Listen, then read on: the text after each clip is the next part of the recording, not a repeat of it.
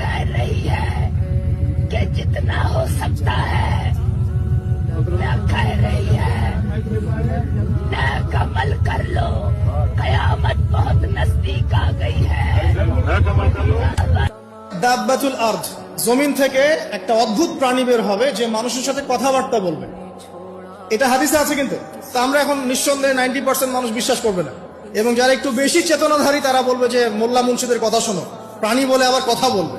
কিন্তু হ্যাঁ, এই কথাটাই যদি নাসা বলে,